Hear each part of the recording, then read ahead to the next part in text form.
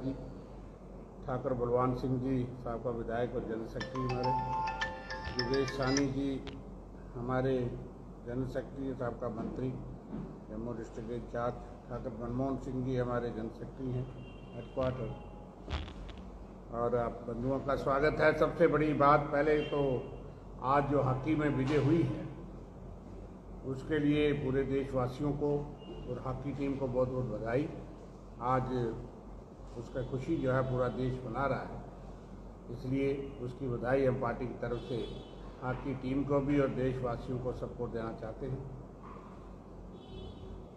5 अगस्त 2019 एक ऐसा दिन है जिस दिन को जम्मू कश्मीर के वासी भुला नहीं सकते। 175 साल ऐतिहासिक डोगरा रियासत, उसका खात्मा कर दिया गया।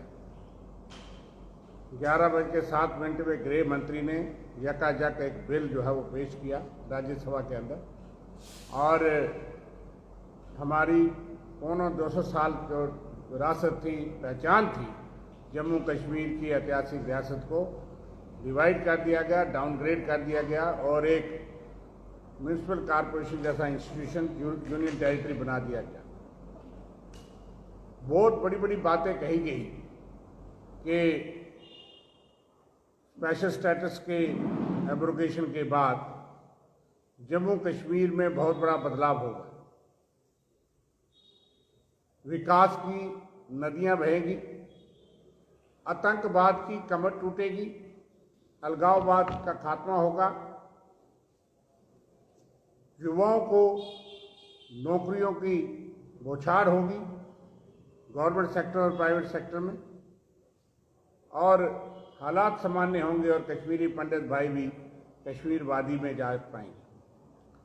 आज 2 साल के बाद हम जो पूछना चाहते हैं कि क्या बदला, क्या हासिल हुआ जम्मू कश्मीर के लोगों को और देश को क्या हासिल हुआ? क्या दिल्ली की और दिल की दूरी जो है, जो प्रधानमंत्री जी ने कहा, वो कम हुई या बढ़ी? आपने कश्मीर और दिल्ली की जो दूरी थी उसको घटाया या बढ़ाया? अगर लोगों ने वो तमाम फैसले पसंद किए होते तो आज 2 साल के बाद भी आप रियासत को, स्टेटहुड को बहाल क्यों नहीं कर पा रहे? आपने पार्लियामेंट में फ्लोर ऑफ द हाउस पे कहा कि पहले तो यूटी बनाना बहुत बड़ा ऐतिहासिक ब्लंडर था कि एक फुल फ्लैश स्टेट को आपने यूनियन टेरिटरी में बदल दिया, और फिर कहा कि हम जल्द ही स्टेट को बहाल करेंगे। 2 साल के बाद भी आप स्टेट के दर्जे को बहाल नहीं कर पा रहे क्योंकि हालात सामान्य नहीं। इसलिए आपका जो ये दावा था कि इससे शांति होगी, इससे आतंकवादी और अलगाववादी अलग थलग होंगे और देश का और रियासत का भला होगा, अगर ऐसा होता तो आज स्टेट उनके लिए आपको हमें मांग ना करनी पड़ती।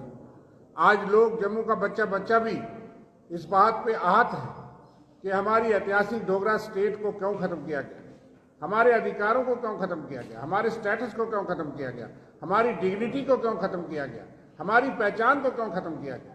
और सबसे बड़ी बात है कि यूनियन टेरिटरी की जो लेजिस्लेचर है, पौंडीचेरी मॉडल, उसका तो कोई अस्तित्व भी नहीं, कोई अधिकार ही नहीं, उस लेजिस्लेचर का इख्तियारात ही नहीं, और एक लेफ्टिनेंट गवर्नर उसके कानून को जो है वो कहीं रद्दी की टोकरी में डाल सकते हैं या सेंटर को भेज सकते हैं और वो कानून नहीं बनेगा। इसलिए 2 साल के बाद भारतीय जनता पार्टी और केंद्र सरकार से हम पूछना चाहते हैं कि मिलिटेंसी, जिसका ग्राफ बहुत कम हो गया था 2014 में, 70 के करीब कुल मिलिटेंट्स एक्टिव बताए जाते थे जब कांग्रेस और नेशनल कॉन्फ्रेंस सरकार छोड़ी। उसके बाद बीजेपी और पीडीपी की सरकार आई जिसमें पाकिस्तान का शुक्रिया भी किया जाता है, मिलिटेंट का शुक्रिया भी किया जाता है, काले झंडे और पाकिस्तान के झंडे चढ़ने का रवायत बन गई। और उसके बाद आज भी 250 मिलिटेंट्स आप एक साल में मारते हैं और फिर कहा जाता है कि 250 मिलिटेंट्स अभी भी एक्टिव हैं। तो बताया जाए कि मिलिटेंसी का ग्राफ कम हुआ या बढ़ा। पिछले 7 साल से भारतीय जनता पार्टी जम्मू कश्मीर पे शासन कर रही है, देश भर में कर रही है, सिर्फ 2 साल से ही नहीं, लेकिन 7 साल में 2014 की तुलना में कितना मिलिटेंसी का ग्राफ बढ़ा। अब तो जम्मू में भी ड्रोन हमले और जम्मू में भी संदिग्ध जो है वो हर रोज देखे जाते हैं, ये फिनोमिना है। तो आपके 370 जो सारा स्ट्रैटर खत्म करने का मकसद क्या हुआ? वो कश्मीर उन लोगों ने जिन्होंने महाराजा हरि सिंह का साथ दिया और उन्होंने कवायदियों के साथ लड़ाई लड़ी, जंग लड़ी, फौज का साथ दिया और हिंदुस्तान जैसे सेकुलर देश को चुना, जिन्ना को और पाकिस्तान को जवाब दिया।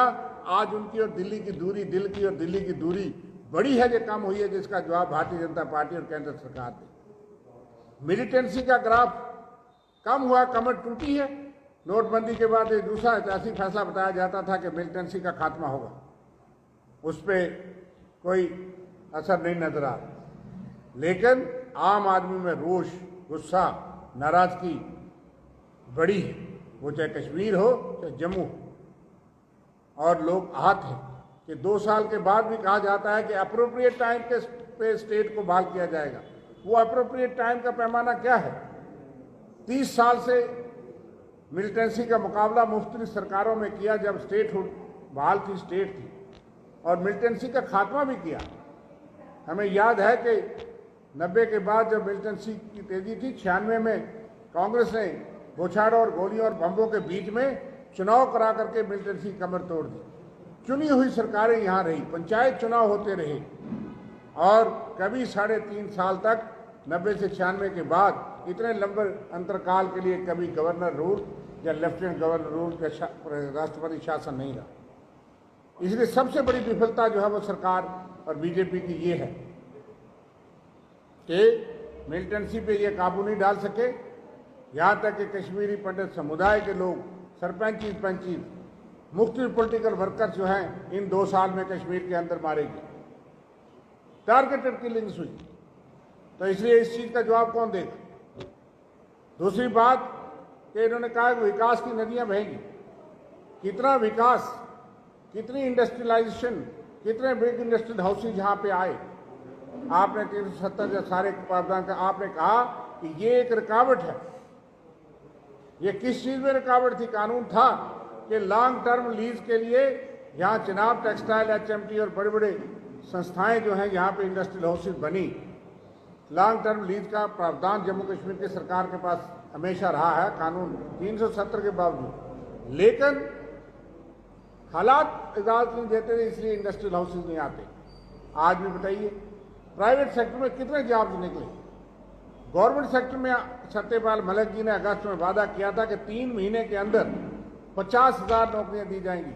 आज 2 साल के बाद सरकार बताए कि कितनी नौकरियां दी गई सरकारी तौर पे, अनएम्प्लॉयड यूथ को कितनी नौकरी जो है ये सरकार दे पाई। एक धोखा किया, झांसा दिया, और मैं समझता हूं कि जम्मू कश्मीर के युवाओं और लोगों के साथ धोखा किया गया। हमारे रिसोर्सेज, यहाँ तक कि रेत, बजरी और यहाँ की जो हमारे छोटे लोकल ट्रेडर्स थे, उन सबको जो है वो उनका व्यापार जो है बाहर के लोग ले जा रहे हैं। डोमिसाइल के बहाने कानून के माध्यम से आपने बाहर के लोगों को अधिकार दिए हैं। वो डोमिसाइल जम्मू कश्मीर के बेनिफिट के लिए नहीं है। जो आपने कहा था कि 370 के बाद भी जो है यहाँ की जमीन और नौकरी बाहर के लोग नहीं ले जाएंगे। 10 और रियासतों में इस तरह के कानून हैं। आर्टिकल 371 भी है, लेकिन सिर्फ जम्मू कश्मीर को बिल्कुल जो है महरूम किया गया। इसलिए हम हर चीज पे ये पूछना चाहते हैं कि वो बड़ी चीजें, और खास करके आपने कहा कि हालात सामान्य होंगे, कश्मीरी पंडित भाई भी वापस जाएंगे, लेकिन 7 साल में बताइए क्या प्रोग्रेस हुई? 2 साल में क्या प्रोग्रेस हुई? रमन भल्ला जी रेवेन्यू मिनिस्टर रहे हैं, जितनी भी पैकेज कश्मीरी माइग्रेंट्स के लिए बनाए गए वो मनमोहन सिंह जी की सरकार, जगती टाउनशिप, एम्प्लॉयमेंट पैकेज वही चल रहे हैं आज भी। और जो लोग 2,000-2,500 के करीब जो एम्प्लॉयज कश्मीर में ज्वाइन हुए थे, उनके लिए ट्रांजिट अकोमोडेशन कॉलोनीज वहाँ बनी है, और कांग्रेस, नेशनल कांग्रेस की सरकारों में बनी है कि वहाँ पे कोई नई पहल इन्होंने नहीं की। तो इसलिए उसमें कोई प्रोग्रेस बताएं। हम आज के दिन ये पूछना चाहते हैं कि इतना बड़ा कदम लेने के बाद आपका सियासी स्लोगन हो सकता है, लेकिन ये उपलब्धि बताइए कि क्या कश्मीर के हालात सामान्य हो गए? क्या मिलिटेंसी की कमर टूट गई? क्या कश्मीर के लोग, जो प्रधानमंत्री जी कहते थे कि गले लगाने की बात है, और दिल्ली और दिल की दूरी जो है वो करीब हुई या दूर हुई? हम तो समझते हैं कि ऐसे यूनिलेटरल जो आपके फैसले थे उससे वो दूरी बढ़ी है। चंद मुट्ठी भर अलगाववादी और आतंकवादियों के दबाव में आपने ऐसे कदम लिए जिससे कि आम वो आदमी जो कि इस देश की जमहूरियत में फख्र से हिस्सा लेता था वो भी दूर हुआ है। और जम्मू का सबसे बड़ा नुकसान ये हो रहा है कि आज रेत बजरी यहाँ के लोकल ट्रेडर के पास जो ट्रेड थे वो भी आज बाहर, जम्मू कश्मीर के बाहर के लोग उसका फ़ायदा ले रहे हैं। इसलिए जम्मू कश्मीर के युवाओं को नुकसान हुआ। आज हम ये मांग करते हैं कि हमारी खोई हुई रियासत स्टेटहुड को फौरी तौर पे बहाल किया जाए। हम आज के दिन को डे ऑफ स्ट्रगल मानते हैं, प्रतिज्ञा मानते हैं कि हमारी स्ट्रगल जद्दोजहद जारी रहेगी जब तक जम्मू कश्मीर को स्टेट का दर्जा पूरी तरह से बहाल नहीं होता। और हमारा स्ट्रगल ये भी रहेगी कि जम्मू कश्मीर के युवाओं की नौकरी और ज़मीन के अधिकार बाहर के लोगों के हाथ में ना जाएं, जहाँ की तजारत, जहाँ का व्यापार जम्मू कश्मीर के लोगों के पास रहे। तो right to land and jobs के लिए हमारी स्ट्रगल रहेगी। लेकिन पहली हमारी मांग है कि फौरी तौर पे स्टेट का दर्जा बहाल किया जाए और डिलिमिटेशन के बाद एक चुनी हुई सरकार यहाँ बनाई जाए, यहाँ की लेजिस्लेचर के पास इख्तियारात हों, ताकि वो यहाँ के लोगों की भावनाओं को समझ के जिस किस्म के कानून और जिस किस्म के रेजोल्यूशन वो पास करेंगे वो सेंट्रल गवर्नमेंट और उनके साथ आगे बात चलेगी। लेकिन आज हम खास करके भारतीय जनता पार्टी से ये 5 सवाल पूछते हैं जो हमने आपको कहा कि क्या आतंकवाद का कमर टूट गई, आतंकवाद कमज़ोर हुआ? क्या दिल्ली और दिल की दूरी और दिल्ली और कश्मीर की दूरी कम हुई? क्या एम्प्लॉयमेंट की गवर्नमेंट और प्राइवेट सेक्टर में कोई भरमार या कोई अपॉर्चुनिटीज बढ़ी? क्या कोई प्राइवेट इन्वेस्टमेंट बढ़ी जो है जम्मू कश्मीर में आई? क्या कोई विकास की नदियां यहाँ पे बही किसी किस्म की, और जो कि पहले रुकावट थी? और दूसरी बात कि अगर हालात सामान्य नहीं हैं तो इसका मतलब ये आपका कदम विफल रहे कि आप स्टेटहुड बहाल नहीं कर पा रहे, जो कि यहाँ हमारा अधिकार है, वो हमारा राइट है, हमारी पहचान है। इन बातों को लेकर के आज के दिन हम ये सवाल खड़े कर रहे हैं और ये मांग कर रहे हैं कि फौरी तौर पे जम्मू कश्मीर को स्टेट का दर्जा बहाल किया जाए और यहाँ पे ज़मीन और नौकरी के अधिकार जो आपने प्रॉमिस किए थे उनको रखा जाए। इस चीज़ को लेकर के कांग्रेस पार्टी अपनी स्ट्रगल और जदोजहद जारी रखेगी जब तक हम ये हासिल नहीं कर पाते, और जम्मू कश्मीर के लोगों को साथ लेकर के ये स्ट्रगल हम जारी रखेंगे। और इसी के लिए हमने आपको याद किया और हम समझते हैं कि हम आज के दिन को जदोजहद का दिन बना रहे हैं। साहब, वीरेंद्र शर्मा जी, आपने अनएम्प्लॉयमेंट की बात